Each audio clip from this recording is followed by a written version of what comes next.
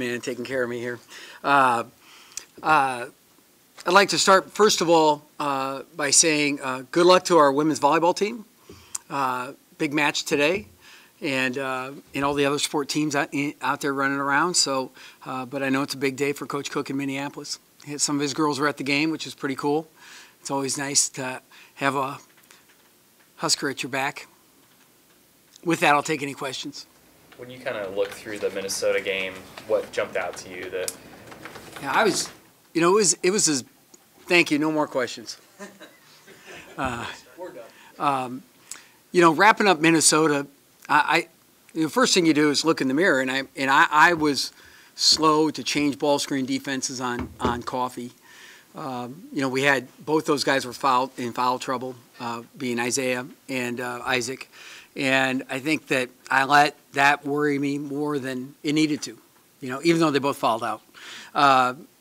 When I look at it, I just was too slow that way. It was as bad a defensive effort that second half as we'd had since we were boat raced by Michigan in 2017 here. How do you kind of strike a balance between taking feedback from the guys, like during a game, and saying, you know what, I'm the coach, we're going to... Yeah, and that's what I've struggled with, is because I know they were worried about fouls, and I probably blame myself for, okay, I got you, let's just stay what we're in then. And it doesn't matter. If they foul or they score, it's the same thing. Anybody can run out there. I could go out there and play, and they still score on us. So, just because you're 6'9" and handsome and all these great qualities doesn't mean that it's the right thing to do. So I think that's where I probably blame myself, but I trust these guys. And, we had equity until 3 minutes left in the game. We still had a lead. We still had all these things going on. So it wasn't like, and we'd answered another run. They'd made a big run on us in the first half, and we were able to answer that. And so, it's just, I miscalculated it, I think, and that's where the buck stops, really. We had some chances, offensively. We had 4 straight possessions where we missed a bonus, and then we missed a wide open 3, which James took, it was a great shot. It was a draw and kick 3. He towed the line. Everything was good, just didn't go in. Then we went 1 for 2 at the line. Then we missed an inside shot that was essentially a layup.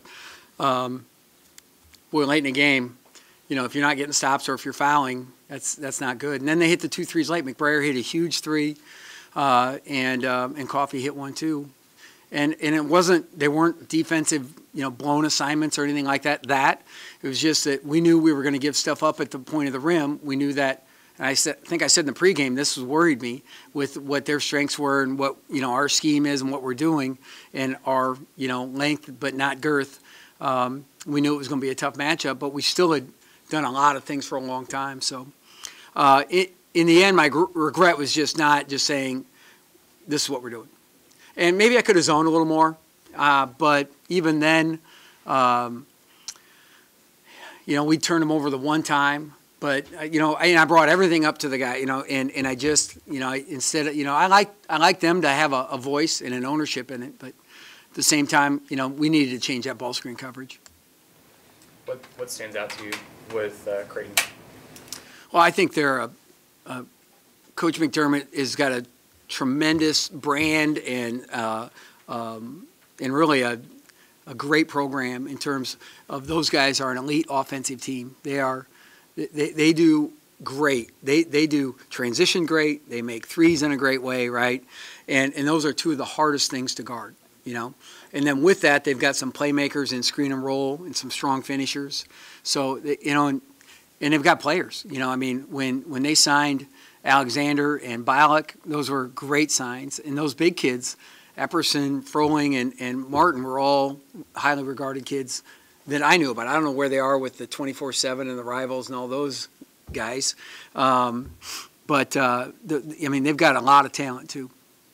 You guys are obviously up there in terms of field goal percentage defense, but Creighton's #1, I think, in effective field goal percentage. Do you do anything differently other than just contend like you usually do, or like? Well, you have to make adjustments because they are like I say, they're an elite offensive team. So you have to be able to consider plan A, plan B, C, D, and keep going down the line. He's done a good job defending us. We have not scored as well as we should have at home the last 2 times we've been here. So we need to do a good job offensively too, because we were not good at the end of the game against Minnesota offensively. So that's kind of a point of emphasis right now anyway. Does it matter that it says, or does it matter to the guys that it says Creighton on the jersey, or do they just Yeah, I think we all accept it as a big game. I mean, I do certainly, and I haven't had any success against McDermott, and I haven't, we haven't beaten Creighton yet, and so it obviously means a lot. And you try and say it doesn't mean as much as the last game or the next game, but when you're in it, it means everything. I mean, you don't sleep and you don't get raccoon eyes for your, because you want them. I think that it means a lot to them. I think they'll be, hyped up, but you gotta approach it like, hey, relax, be aggressive, let's go have fun with this. Does it seem like it could be a springboard kind of a game? No, because this league is just too brutal. I mean, again, I've said before, you look at, I think it's Indiana, and I'm just giving general numbers, but let's say they're 140 points for in conference play. 136 points against, or 2-0. Flip those numbers, right? And you're Northwestern, 136 for, 140 against, you're 0-2. And you're 0-2, you feel like, oh my goodness, I'm 8 games down, And so I just look at this as a very important game. It's a resume-building game, and it's an important game for me personally. How do you size up James' shooting percentage, James Palmer? Is it, do you like his shot selection? Is he, what would you say about it? My only quarrel with is when he takes a shot that's too far out or too early in the half-court set. Even in transition, those are shots he works on a regular basis. But if it's just even this far out, Steve, here's what I tell him. If you don't land on or in front of the three-point line, it's a deep three. And when you're shooting the way, a couple of those guys are shooting right now, there's no reason for you to take a deep three. Get as close as you can. You need to take the three. And James can shoot him. His numbers in practice are good enough to allow him to shoot him. But you've got to have the shot discipline, like you just say, that selection. And I thought he took one really good one at the end, but 3 bad ones earlier. Well, 2 bad ones, and then one was a turnover where he was hunting the 3, and I thought he should have been running to the rim early in the second half. Glenn bounced past it. I think it was the under 16 or under 12 timeout, and he fumbled off his fingers and went out of bounds. So here we are in transition, a chance to build on a lead, and we're hunting a 3, and we should have been attacking the rim. So, yeah, those are the 3 decisions I really didn't like, but they're 3 important decisions when you consider that if you're, 5 for 12 as opposed to 3 for 14 or whatever it is, that's a big switch. You'd mentioned this was a big game for you personally. Obviously, there's some obvious reasons why. Yeah, I haven't beat him. What do you mean by that? Yeah, I haven't beat him. So I need to beat him, right? And I won't be happy until we beat him 14 straight. So I got a lot of worrying to do for a long, how old am I? Criminy sakes. How do you kind of deal with... This will take me to retirement to get this done. But I'm here for it. How do you kind of deal with, I guess, like the nervousness of the Nebraska fan base, because they obviously realize what the situation is. Does that means they care? It's great. Listen. If the fan base is happy because we played tough at Minnesota, we got the wrong fans. We don't need to. They need to be saying, "This bum, what's he doing? Why are we still stuck with him?" And when a coach is there long enough, it really does become what you can't do or don't do, as opposed to who you are and what you do well. And that goes with the territory. So if there's a grumble, this, that, and the other thing, yeah, I'm glad they are, because it means they care. I'm not happy either. Guess who else is grumbling? Kerry Johnson back at the house. Why aren't you calling timeout? I'm getting the business from the dog. And so you should get that. You know what I mean? And so I think it's great, and I want to be Creighton. And, so many people, I had guys printing golf balls about it, handing me golf ball, I don't need that, but I get it, and they care, and that's what matters most. And that's what's great about our Husker fans, and I want to come through for them. Do you? More than just once. Do you, seek out those comments? No. You obviously on Twitter. Can't avoid them. Right. You see them, obviously. Well, I don't want to expose everything here, but I did read Dirk's thing today where Dirk said everybody's grumbling on Twitter and he got texts. So, I saw that, but I haven't read everything.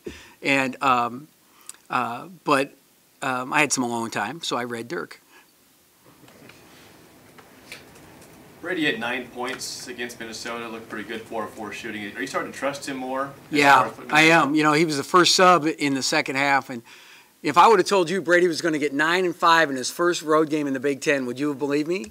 Yeah, I mean, he is really, I liked him, but I've been very impressed with him, And Tanner's done a good job, but I thought that the other kid was just too Stockman was just too long for Tanner, and so we ended up going with Brady, and Brady really did well. I was impressed, and he's going to get more run. And right now, we've got him running for the scout team because we want him to have reps against the top guys.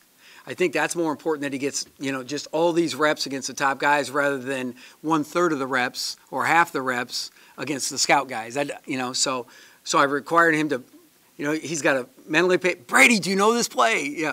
Yeah, this one? Yep, that one. Okay, I know what to do. He's really, the amount of basketball knowledge he's able to go and execute is pretty remarkable when you talk about trying to acclimate while running the other team's offense. And so I'm really proud of him, and I just can't say enough about him. And he's just a really smart player. I think he's going to be very productive for us. He already is. Hey, Tim, if the volleyball team wins today, they play at 5 tomorrow. You guys played at 5. How would you suggest the fan manage their time tomorrow? Well, they do have DVRs for volleyball. No, that's a tough one. That's a good one. Because I'd like to watch that too, although they're going to require me to work. I think my son's got a ball game at 4:30 too, so I'm going to be disappointed regardless. So I'm going to the game. And I have to imagine that the locale of the game will have a lot of people here. But, we want to be supportive of Coach Cook and that volleyball team because they deserve it. Again, Minnesota screws up the schedule like they did for volleyball the first time, right? I'm just going to call them out for that. And they beat us, so it worked, but not this time. Marquise Reed and Trent Frazier, you guys handled pretty well. And Reed got hurt now, huh? Yeah, so That's is Tyshawn Alexander like those guys? Is he? What do you kind of see? I think he's quicker than Reed, and he probably shoots it a little better than. I think he's probably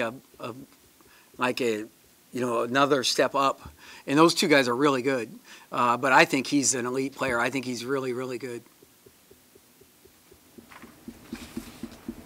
Anything else for good of the order? Glad you could make it. You